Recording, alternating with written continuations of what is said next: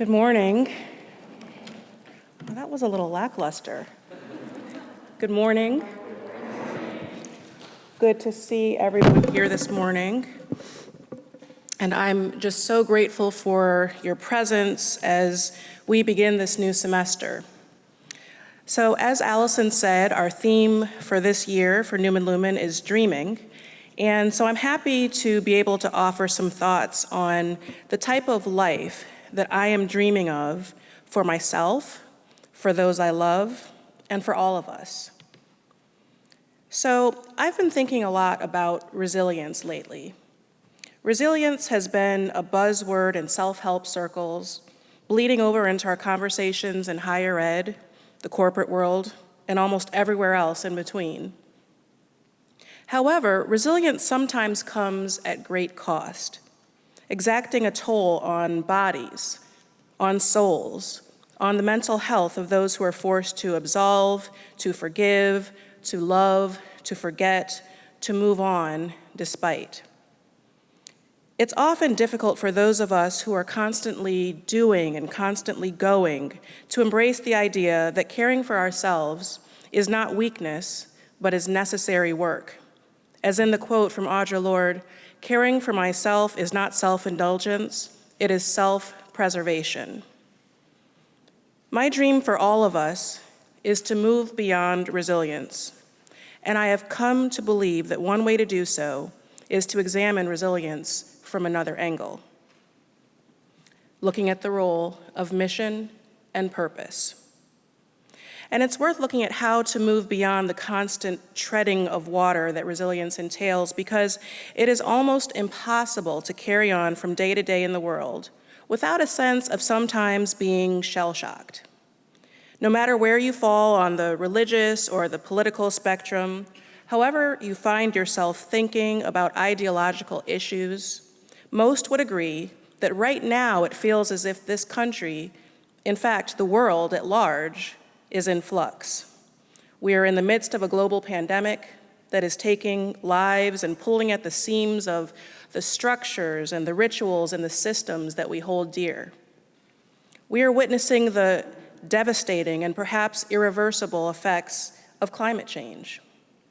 We live in a world where inequity in distribution of resources is not necessary, but is accepted and perpetuated.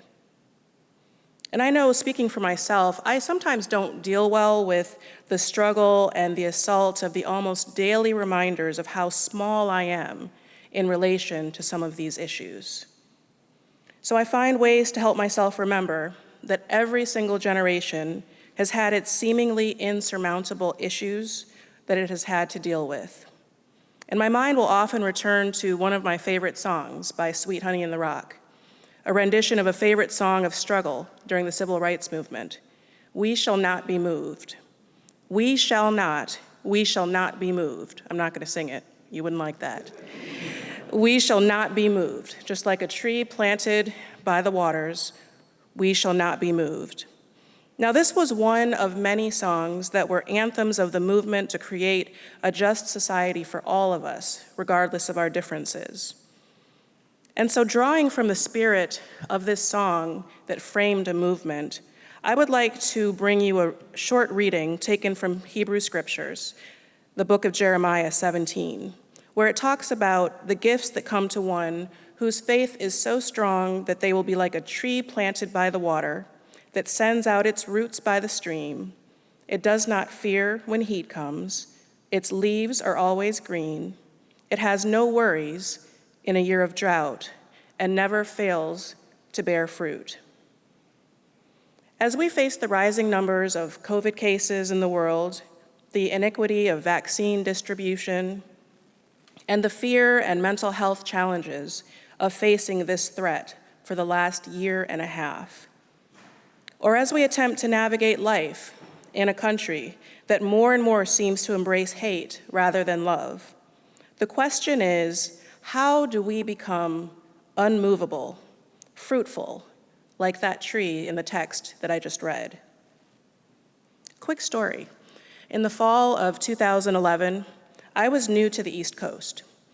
My family and I had moved from Chicago, where we had resided for almost 10 years, to the West Roxbury neighborhood of Boston in that July. The summer and fall were absolutely overwhelming, and it was during this time of adjustment that one of the members of my community invited me to a dinner that she had planned. She had decided to invite some 40-plus young career women to come together for the purpose of meeting each other and beginning to form the informal support networks that are so crucial for working parents. What I recall most from that evening was that more than one woman at the gathering used the term blooming where I'm planted to describe the phase of life that they felt that they were in at that point. It was a room full of women whose personal and professional lives had kept them in a part of the country that they had never expected to reside in long term. They had come from here, from the South, or from the West Coast. Several were from Chicago, like I was. But almost all had come to the Boston area for graduate school or to work for a few years or following a spouse's career move. And all were fully expecting to leave when that period of their lives was over. But in each of these cases, life had taken them in a different direction. So as we went around the table introducing ourselves and telling our stories, my overwhelming sense was that most of these women, all of whom had families or careers or other things to keep them engaged, most of these women seemed to be unhappy, drifting, struggling. They cited instances of racism or sexism, or they talked about a sense that people in the Boston area were not as warm and welcoming as people in other parts of the country, or whatever it was. Perhaps they talked about a lack of good social outlets, or for the single women in the group, fewer dating prospects than they would wish. But as much as I left that gathering, excited to have formed the bonds of new friendships and acquaintances, I also left feeling a bit heavy. Because for many of them, this idea of blooming where one is planted had a sense of resignation to it, a sense of existing, of being resilient rather than thriving. And so for a long time afterward, I pondered this idea of life, of our expectations of it, of how we can thrive when life is not as we intended it to be in any given phase. The conclusion that life has led me to is that in order to thrive, regardless of the circumstances that we find ourselves in, we need to have a healthy sense of our own mission and purpose in this life. And when I allow myself to dream, that is what I'm dreaming of for all of us. Because even if it changes in substance over time, our sense of ourselves as bearers of an important purpose and role in this life will hopefully not change.